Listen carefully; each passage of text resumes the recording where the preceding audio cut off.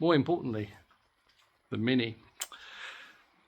I've been working a bit off the camera for you, but I'll show you how far I've got so far.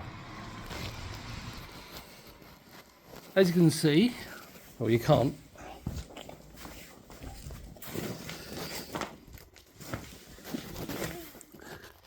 So as you can see, there's quite a lot missing.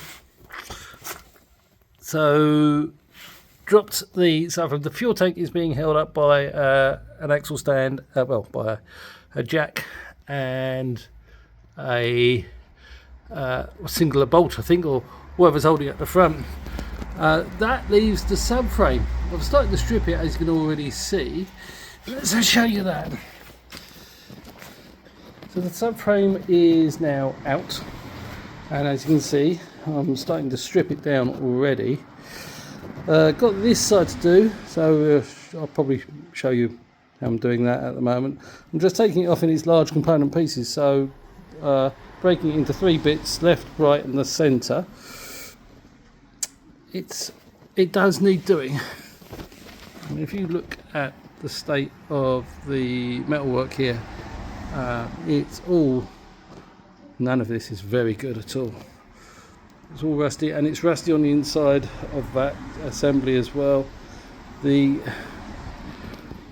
trailing arms, again, they are in pretty poor condition. I think it's just a case of cleaning up, but I'd rather do that now before an MOT man says, yeah, that needs cleaning up.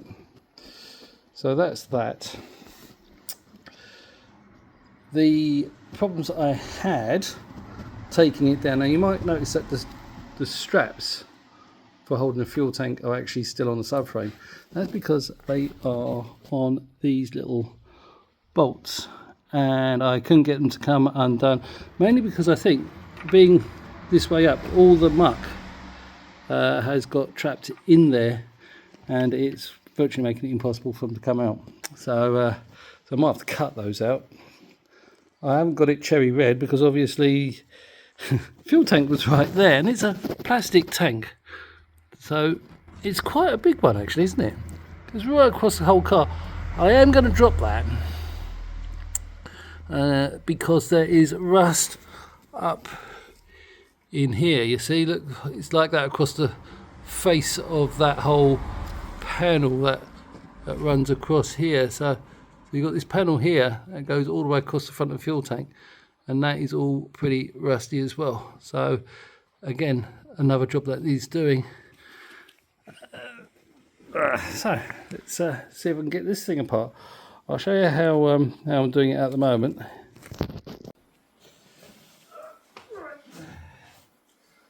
So first bit off, brake caliper.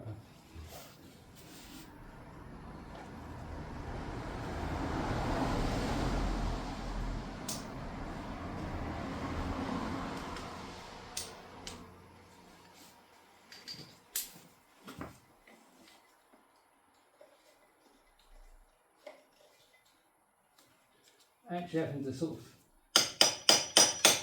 tap the socket over all of the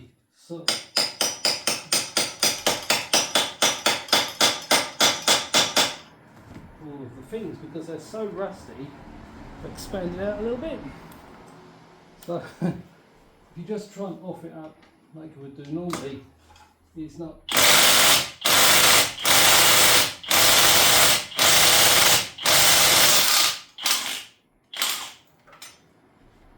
Not going to do anything. I mean, that's what we're dealing with here. It's gets pretty rusty, and there just doesn't seem to be very much for me socket to grip hold of. So tapping it on is the only way I can do it at the moment.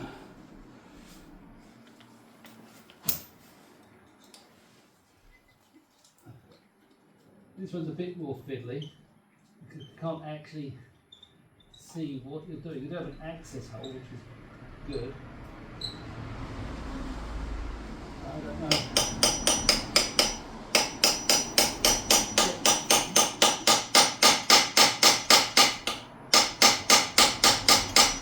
I sort of hear it bedding down that one put up a lesson of weight. So that's the caliper complete assembly off with the handbrake.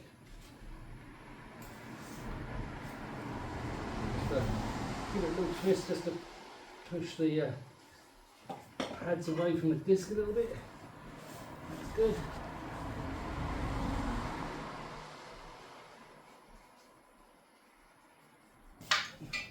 Pull the hydraulics off.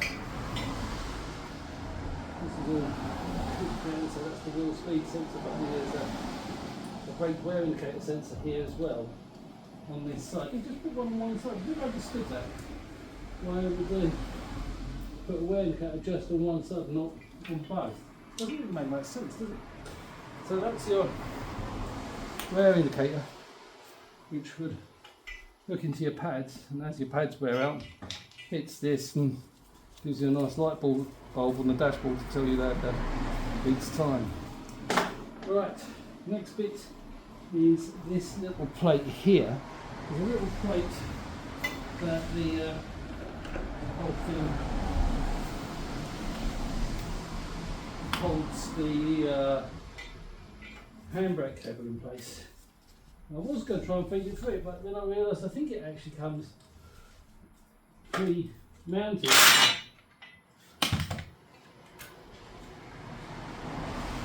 So that's now the handbrake assembly completely removed with carrier and complete brakes. These are in pretty good nick, so I don't think I need to really do anything with these apart from cleaning up, which is going to be the object of the game anyway, mostly.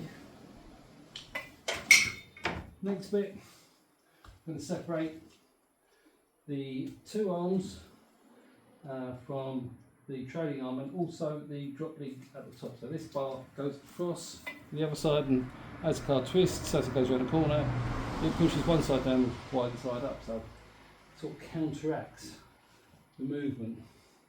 Now because I've got this disc in the way, I think what I'm going to do is undo these arms, these two arms first, and give it a bit of a twist, and then I'll be able to get a bit easier access with the gun on that side. Without this rattle gun, I think I would have been really struggling to do all of that. I can't stress how good a rattle gun actually is. So again, nuts and bolts on this side, so I don't know, have I got my camera pointing in the right direction? Let's have a look. Yeah. So, yeah, okay, so let's bring you round. So here we are, I'm undoing those two there, and that's going to release these arms, which I can then get to move. This whole assembly will just flop about, and that will give me a bit more access to this stabilizer link, because at the moment the disc is kind of in the way, so a little bit of fiddly pokery, but you get the gist. Let's see if I can put this somewhere where you're going to be able to be seen. Well, I'm going to be able to be seen doing this. Hang on.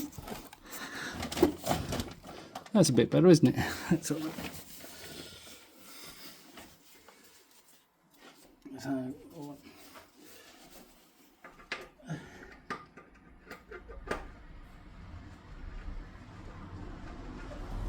again, having to bang the socket over every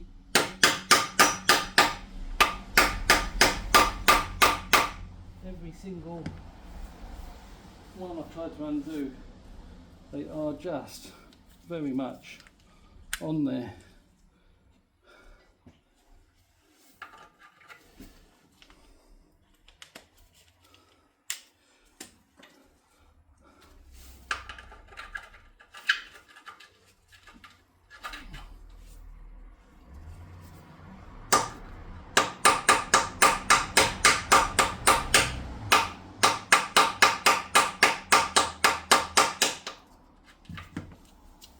Just so much corrosion, isn't it?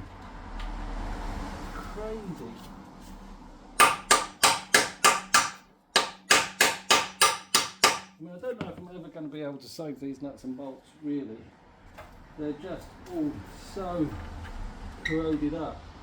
I've got to go oversized with that, but just going to slip it. We need to get this one on.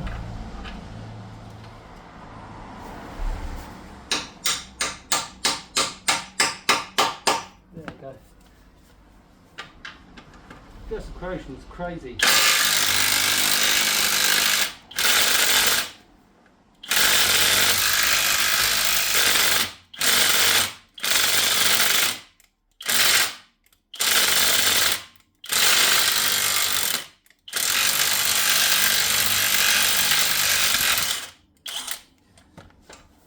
So you saw how much trouble that was.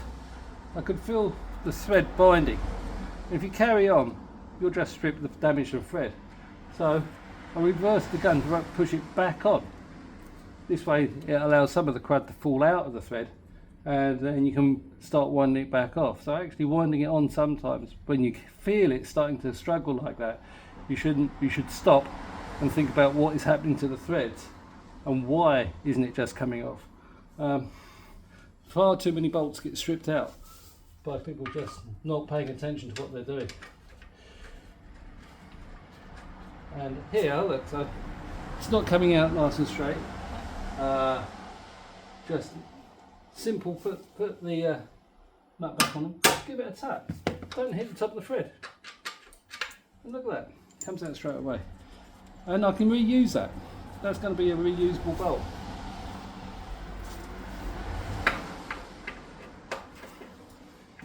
Okay, yeah, it takes an extra couple of minutes. But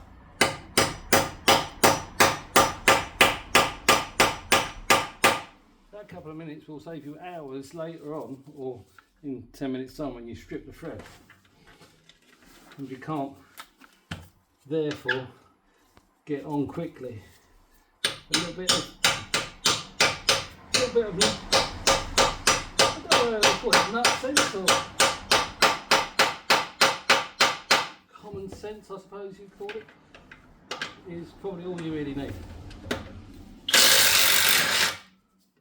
So that started spinning this side, so this side came off.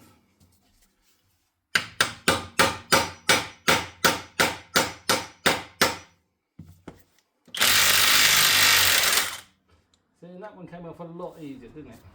That wasn't struggling so much.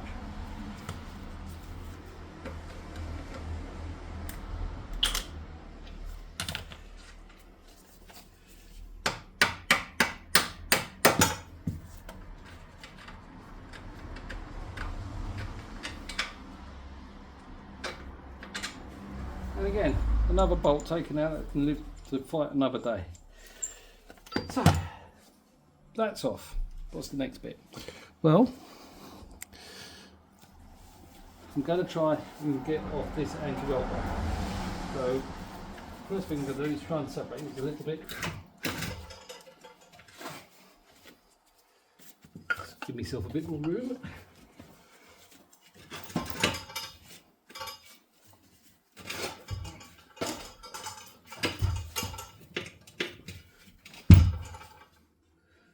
Now, that's given me enough room to get onto there without too much grief. Just that extra couple of inches is all you're going to need.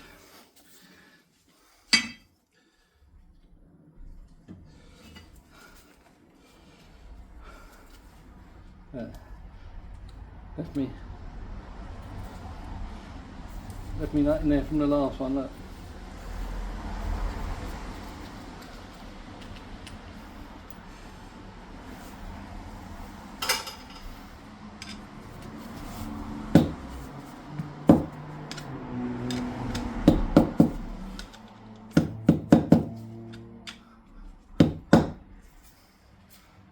Just doesn't want to come out, does it? I think I've got just the thing for it here. Hang on.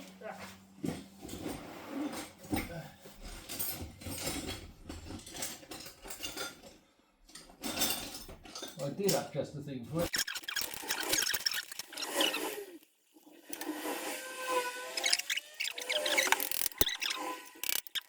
Right, no vice needed. A screwdriver and a hammer. Those things are. Right, so on you go with that. And again, you're going to have to give it a little tap because the the state of the thing really.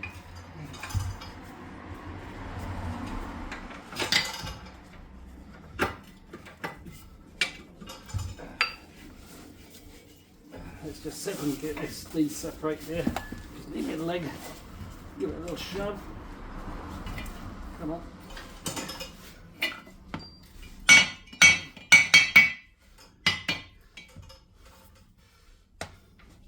I think the anti-roll bar is becoming a structural component here. Not letting anything move.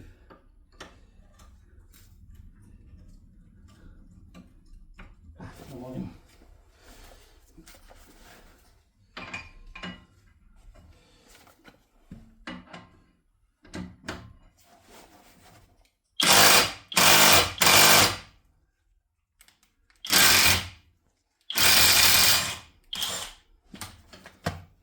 There we go. So with the anti-roll bar off, in theory, this whole thing should just drop away if I give it a little wiggle.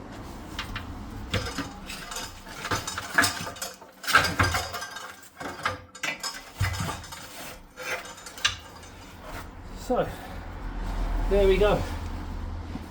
The three main components are now all separated. Let me just grab that. So the three main components are all separated. We've got that piece off of there, the cross member, and of course the other side. Now I've got to strip this down, and I've got to strip this down, and I've got to strip this down. I think I might put new shock absorbers on the back of this one because of the state of them, and the springs are rusty here. So they're rusted at a bed. So you have a bed that the spring sits on, and it normally gets a lot of water and moisture in there, and that can cause the spring to rust, and then it gets weak and then it breaks. So I don't want to be doing this again. I'll be changing those springs, I think. Top mounts don't look too bad. I mean, they don't do on the back, they don't work as hard as the front. They just a big ball of rubber, so they'll be all right. But it's this joint which I'm interested in, because look at them, we've got movement. Just give it a little wiggle. Look at the amount of flex in that. I mean, I know it should go up and down like this, but not side to side like that. I can't think that that would be good. So so that's the next job.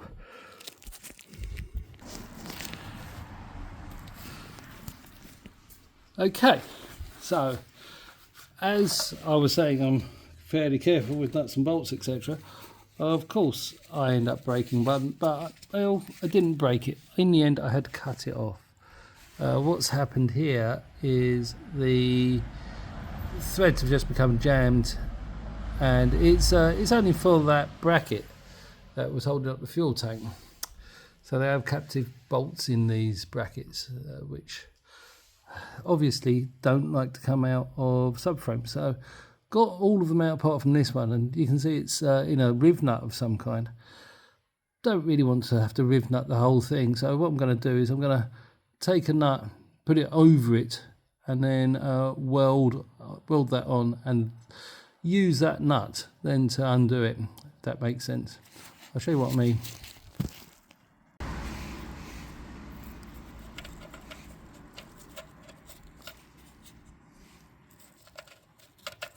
So just wind the nut on. I'm now doing cack-handed. Right, so as you can see, nuts there. Just going to wind bolts there. I'm just going to wind this nut onto the top. That gives me a nearly level surface. All I need to do now is I can either weld that, or I might be able to drill a small hole through the side of the nut and then clamp it that way. But I'm going to weld it because I've got a welder right here, and it just seems an easier thing to do. So I'm going to do that first.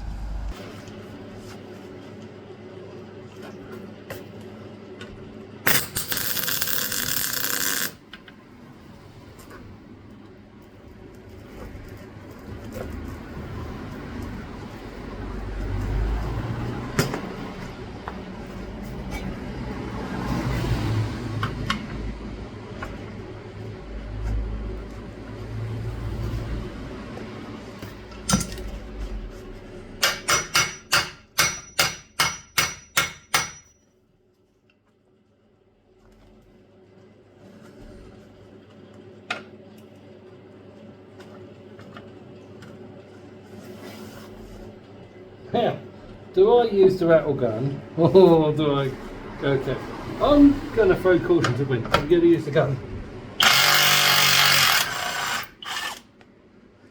There you go.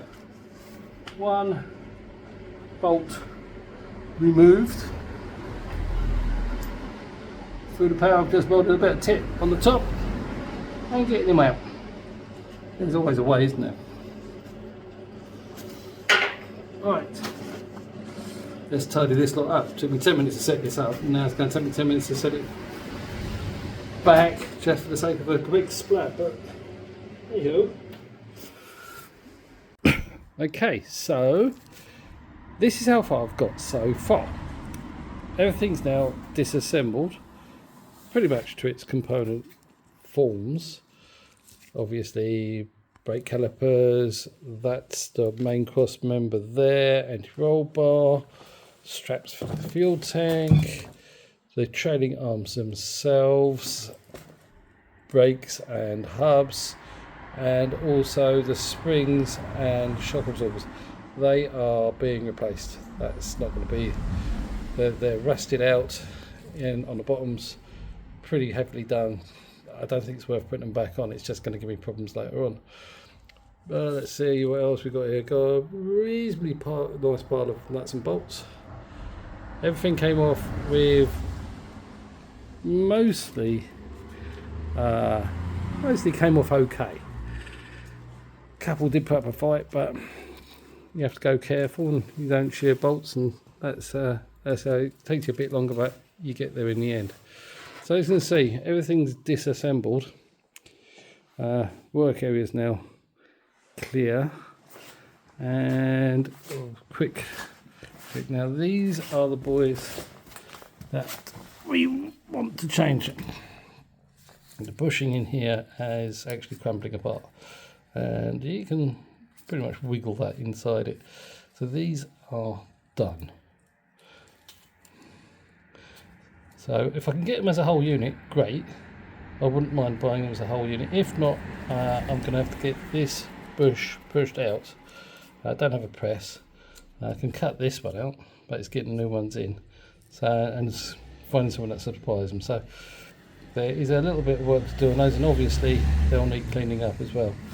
So I'm taking those back home with me and see if I can find anyone that can do that or has got those. As for the rest of the car, well, it's still in its state.